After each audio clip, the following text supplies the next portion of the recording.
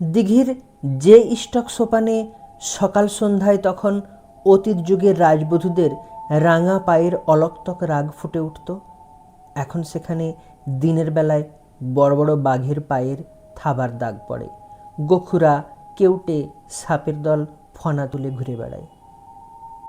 নমস্কার বন্ধুরা, গল্পের সন্ধ্যা চ্যানেলের আজকের নিবেদন সাহিত্যিক বিভূতিভূষণ বন্দ্যোপাধ্যায়ের একটি অতি প্রাকৃতিক গল্প অবলম্বনে অভিশপ্ত দ্বিতীয় পর্ব। গল্পটি ভালো লাগলে অবশ্যই লাইক, কমেন্ট ও শেয়ার করতে ভুলবেন না। নতুন গল্পের আপডেটস পেতে চ্যানেলটি সাবস্ক্রাইব করে রাখবেন। শুরু হচ্ছে আজকের গল্প অভিশপ্ত দ্বিতীয় পর্ব।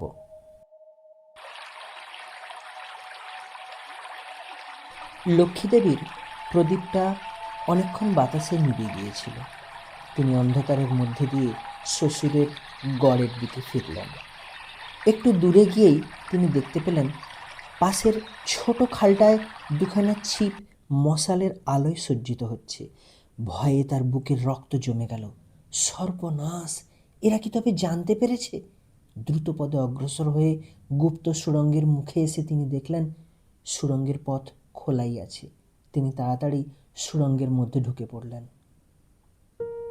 কীর্তিরায় বুঝতেন নিজের হাতের আঙুলও যদি বিষাক্ত হয়ে ওঠে তো তাকে কেটে ফেলাই সমস্ত শরীরের পক্ষে মঙ্গল।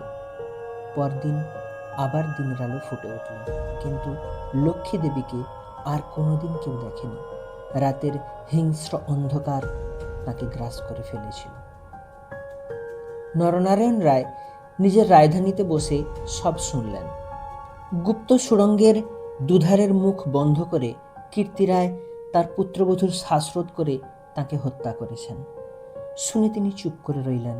এর কিছুদিন পরে তার কানে গেল বাসুন তার লক্ষণ রায়ের মেয়ের সঙ্গে শীঘ্র চঞ্চলের বিয়ে। সেদিন রাত্রে চাঁদ উঠলে নিজের প্রাসাদ শিখরে বেড়াতে বেড়াতে চারিদিকের শুভ্র সুন্দর আলোয় সাগরের দিকে দৃষ্টিপাত করে দৃঢ়চিত্ত নরনারায়ণ রায়েরও চোখের পাতা যেন ভিজে উঠল। তার মনে হলো তার অভাগিনী বউ ঠাকুরানীর হৃদয় নিঃসারিত নিষ্পাপ অকলঙ্ক পবিত্র স্নেহের ঢেউয়ে সারা জগৎ ভেসে যাচ্ছে। মনে হলো তাঁরই অন্তরের শ্যামলতায় জ্যোৎস্না ধৌত বনভূমির অঙ্গে অঙ্গে শ্যামল সুন্দর শ্রী।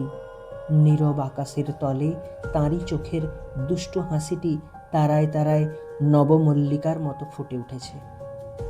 নরনারায়ণ রায়ের পূর্বপুরুষেরা ছিলেন দুর্ধর্ষ ভূম্যধিকারী দস্যু।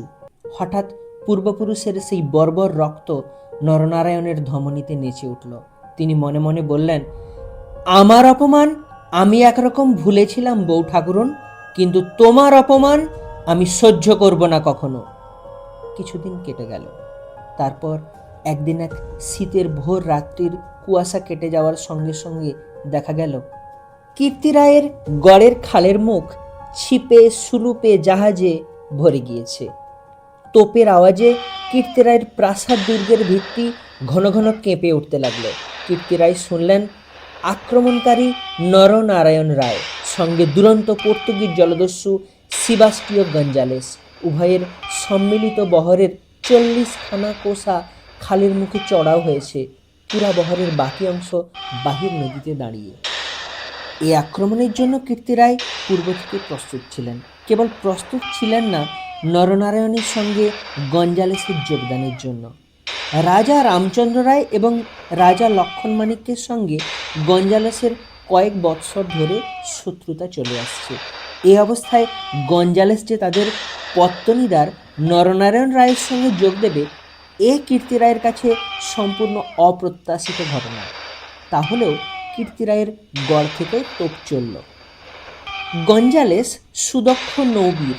তার পরিচালনায় 10খানা সুলুপ চড়া ঘুরে গড়ের পাশের ছোট ঘালে ঢুকতে গিয়ে কীর্তিরায়ের নওয়ারার এক অংশ দ্বারা বাধাপ্রাপ্ত হলো। গড়ের কামান সেদিকে এত প্রখর যে খালের মুখে দাঁড়িয়ে থাকলে বহর মারা পড়ে। গঞ্জালেস দুখানা কামানবাহী সুলুপ ছোট খালের মুখে রেখে বাকিগুলো সেখান থেকে ঘুরিয়ে এনে চড়ার পিছনে দাঁড় করালে। গঞ্জালেসের অধীনস্থ অন্যতম জলদস্যু মাইকেল রোজারিও ডি ভেগা এই ছোট বহর খালের মধ্যে ঢুকিয়ে গড়ের পশ্চিম দিক আক্রমণ করবার জন্য আদিষ্ট হল। অতর্কিত আক্রমণে কীর্তিরায়ের নওয়ারা শত্রুবহর কর্তৃক ছিপি আঁটা বোতলের মতন খালের মধ্যে আটকে গেল। বার নদীতে গিয়ে যুদ্ধ দেবার ক্ষমতা তাদের আদৌ রইল না। তবুও তাদের বিক্রমে রোজারিও অনেকক্ষণ পর্যন্ত কিছু করে উঠতে পারলেন না। কীর্তিরায়ের নৌবহর দুর্বল ছিল না। কীর্তিরায়ের গড় থেকে পর্তুগিজ জলদস্যুদের আড্ডা সন্দ্বীপ খুব দূরে নয়, কাজেই কীর্তিরায়ের নৌবহর সুদৃঢ় করেই গড়তে হয়েছিল।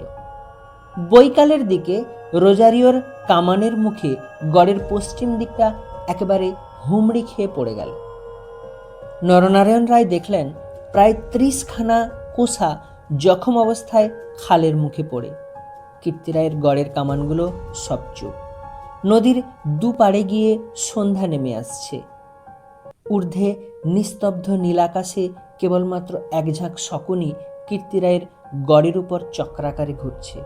হঠাৎ বিজয়োন্মত্ত নরনারায়ণ রায়ের চোখের সম্মুখে বন্ধুপত্নীর বিদায়ের রাতের সন্ধ্যার পদ্মের মতন বিষাদ ভরা ম্লান মুখখানি, কাতর মিনতিপূর্ণ সেই চোখ দুটি মনে পড়ল। তীব্র অনুশোচনায় তার মন তক্ষুনি ভরে উঠল। তিনি করেছেন কি? এই রকম করে কি তিনি তার স্নেহময়ী প্রাণদাত্রীর শেষ অনুরোধ রাখতে এসেছেন? নরনারায়ণ রায় হুকুম জারি করলেন, কীর্তিরায়ের পরিবারের এক প্রাণীরও যেন প্রাণহানি না হয়। একটু পরেই সংবাদ এলো গড়ের মধ্যে কেউ নেই। নরনারায়ণ রায় বিস্মিত হলেন। তিনি তখনই নিজে গড়ের মধ্যে ঢুকলেন। তিনি এবং গঞ্জালেস গড়ের সমস্ত অংশ তন্ন তন্ন করে খুঁজলেন। দেখলেন সত্যিই কেউ নেই। পর্তুগিজ বহরের লোকেরা গড়ের মধ্যে লুটপাট করতে গিয়ে দেখলে মূল্যবান দ্রব্যাদি বড় কিছু নেই। পরদিন দ্বীপ্রহর পর্যন্ত লুটপাট চলল। কীর্তিরায়ের পরিবারের এক প্রাণীরও সন্ধান পাওয়া গেল না। অপরাহ্নে কেবলমাত্র 2খানা সুলুপ খালের মুখে পাহারা রেখে নরনারায়ণ রায় ফিরে চলে গেলেন। এই ঘটনার দিন কয়েক পরে পর্তুগিজ জলদস্যুর দল লুটপাট করে চলে গেল। কীর্তিরায়ের এক কর্মচারী গড়ের মধ্যে প্রবেশ করল। আক্রমণের দিন সকালেই এ লোকটি গড় থেকে আরও অনেকের সঙ্গে পালিয়েছিল। ঘুরতে ঘুরতে একটা বড় থামের আড়ালে সে দেখতে পেলে একজন আহত মুমূর্ষু লোক তাকে ডেকে কি বলবার চেষ্টা করছে। কাছে গিয়ে সে লোকটাকে চিনলে। লোকটি কীর্তিরায়ের পরিবারের এক বিশ্বস্ত পুরনো কর্মচারী। তার মৃত্যুকালীন অস্পষ্ট বাক্যে আগন্তুক কর্মচারীটি মোটামুটি যা বুঝলে তাতেই তার কপাল ঘেমে উঠল। সে বুঝলে কীর্তিরায় তার পরিবারবর্গ এবং ধনরত্ন নিয়ে মাটির নিচের এক গুপ্ত স্থানে আশ্রয় নিয়েছেন এবং এই লোকটি একমাত্র তার সন্ধান জানে। তখনকার আমলে এই গুপ্ত গৃহগুলি প্রায় সকল বাড়িতেই থাকত এবং এর ব্যবস্থা এমন ছিল যে বাইরে থেকে কেউ এগুলো খুলে না দিলে তা থেকে বেরোবার উপায় ছিল না। কোথায় সে মাটির নিচে ঘর তা স্পষ্ট করে বলবার আগেই আহত লোকটি মারা গেল। বহু অনুসন্ধানেও গড়ের কোন অংশে সে গুপ্তগৃহ ছিল তা কেউ সন্ধান করতে পারলে না। এই রকমে কীর্তিরায় ও তার পরিবারবর্গ অনাহারে তিলে তিলে শ্বাসরুদ্ধ হয়ে গড়ের যে কোনো নিভৃত ভূগর্ভস্থ কক্ষে মৃত্যুমুখে পতিত হলেন। তার আর কোনো সন্ধানই হলো না।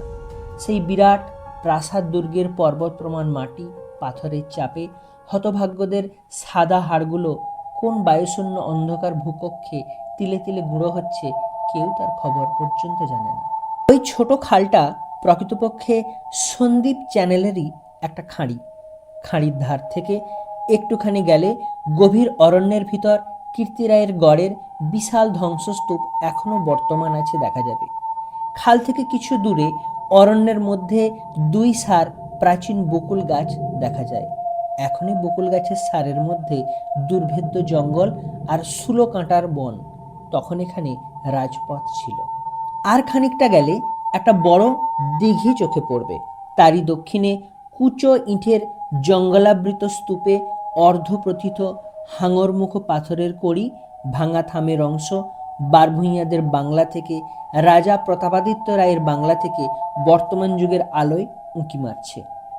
দিঘির যে স্টক সোপানে সকাল সন্ধ্যায় তখন অতীত যুগের রাজবধূদের রাঙা পায়ের অলক্তক রাগ ফুটে উঠত, এখন সেখানে দিনের বেলায় বড় বড় বাঘের পায়ের থাবার দাগ পড়ে। গোখুরা, কেউটে, সাপের দল ফনা তুলে ঘুরে বেড়ায়। বহুদিন থেকেই এখানে একটা অদ্ভুত ব্যাপার ঘটে থাকে।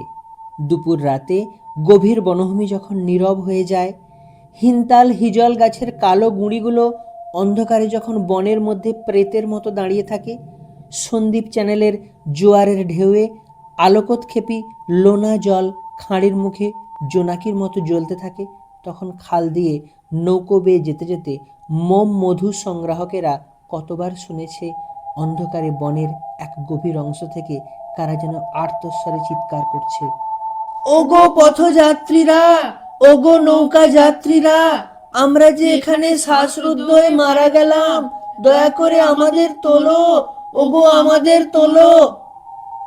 ভয়ে বেশি রাত্রে এ পথে কেউ নৌকা বাইতে চায় না। এতক্ষণ আপনারা শুনছিলেন সাহিত্যিক বিভূতিভূষণ বন্দ্যোপাধ্যায়ের একটি অতি প্রাকৃতিক গল্প অভিশপ্ত দ্বিতীয় পর্ব। চ্যানেলের নতুন নতুন গল্পের স্বাদ পেতে হলে অবশ্যই লাইক, কমেন্ট ও শেয়ার করবেন। আপনাদের একটি লাইক আমাদের উৎসাহিত করবে আরেকটি দুর্দান্ত গল্প উপহার দিতে। ভালো থাকুন, সুস্থ থাকুন। দেখা হবে আগামী রবিবার সকাল 8:30টায়। ধন্যবাদ।